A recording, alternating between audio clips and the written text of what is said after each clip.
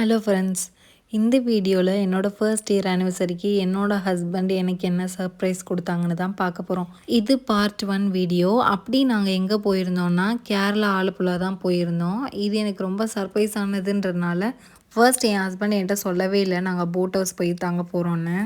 மதுரையிலேருந்து கிளம்பும்போது night 9:30க்கு bus ஏறினோம். மார்னிங் 7 போய் ஆலப்புழா ரீச் ஆகிட்டோம். அங்கேருந்து எங்களை கூப்பிடுறதுக்கு ஆள் வந்திருந்தாங்க.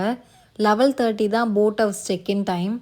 நாங்கள் அதனால் வேறு ஒரு ரூமில் தான் ஸ்டே பண்ணியிருந்தோம். அது வரைக்கும் விக்கி என்கிட்ட சொல்லவே இல்லை நாங்கள் போட் ஹவுஸ் போகிறோன்னு. திடீர்னு வா கிளம்பு நம்ம வேறு ஒரு இடத்துக்கு போகிறோன்னு சொல்லி என்னை கூப்பிட்டாங்க. வந்து பார்த்தா போட் ஹவுஸ். நான் அப்படியே ஷாக் ஆகிட்டேன். நாங்கள் ஸ்டே பண்ணியிருந்தது ஒரு இண்டிவிஜுவல் போட் ஹவுஸ். இங்கே எல்லா விதமான ஃபெசிலிட்டிஸும் இருந்துச்சு. இந்த வீடியோவில் பார்த்துருந்தாலே தெரியும் இந்த போட் ஹவுஸ் சுற்றி எப்படி இருக்குன்றது. நீங்கள் ஒரு சிட்டிக்குள்ளே வாழ்கிறீங்க, உங்களுக்கு ஒரு நல்ல ஒரு பீஸான மைண்டு தேவைப்படுது அப்படின்னா இந்த மாதிரி ஏரியா சைட்லாம் போய் நீங்கள் விசிட் பண்ணிவிட்டு வரலாம். ரொம்பவே பீஸ்ஃபுல்லாக இருக்கும்.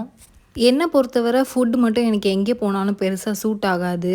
ஏன்னா நம்ம ஊர் சாப்பாடே சாப்பிட்டுட்டு எனக்கு வேறு ஒரு ஊர் போகும்போது எனக்கு அங்கே பெருசாக செட் ஆகாத மாதிரி ஃபீல் ஆகும். பட் ஃபர்ஸ்ட் டைம் எனக்கு ஃபுட்டு பொறுத்தவரை ஆலப்புழாவில் எனக்கு ரொம்பவே பிடிச்சிருந்தது. இங்கே வெஜ்ஜு மட்டும்தான் போட் ஹவுஸில் ப்ரிஃபர் பண்ணுவாங்க. நமக்கு நான்வெஜ் வேணும்னா நம்ம வாங்கி கொடுத்தா அவங்க சமைப்பாங்க.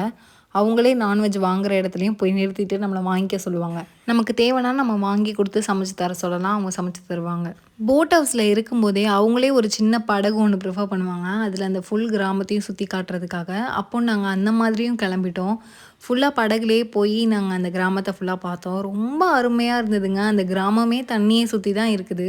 இந்த மொத்த தண்ணியோட அளவு 1300 ஏக்கர் கிட்ட இருக்கான். அந்த அளவுக்கு தூரத்துக்கு ஃபுல்லாக தண்ணியே லேக் மாதிரி உருவாகியிருக்கு.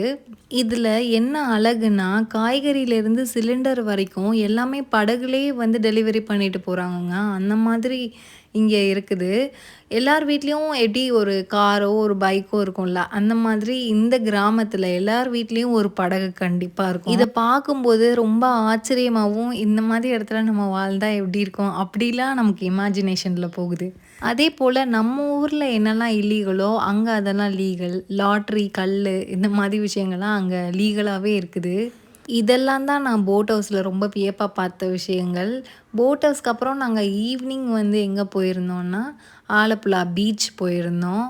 ரொம்பவே அழகாக இருந்துச்சு அங்கேயும். அங்கே இருக்கிற ஃபுட்லாம் ரொம்ப வித்தியாசமாக இருந்துச்சுங்க. அப்புறம் நாங்கள் பீச்லேயே ரொம்ப நேரம் இருக்க வேணான்னு சொல்லிட்டு ஷாப்பிங் போயிட்டோம்.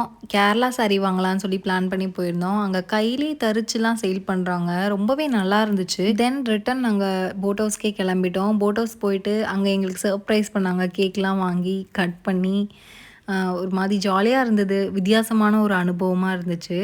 இதோட அன்றைக்கி டே ஃபுல்லாக எங்களுக்கு கம்ப்ளீட் ஆகிடுச்சு. அதுக்கு அடுத்து நாங்கள் எங்கே போனோன்றதை நீங்கள் நெக்ஸ்ட் வீடியோவில் தான் பார்க்கணும். இந்த வீடியோ உங்களுக்கு பிடிச்சிருந்தா லைக் பண்ணி கமெண்ட் பண்ணி சப்ஸ்கிரைப் பண்ணுங்கள். நெக்ஸ்ட் வீடியோவில் பார்க்கலாம்.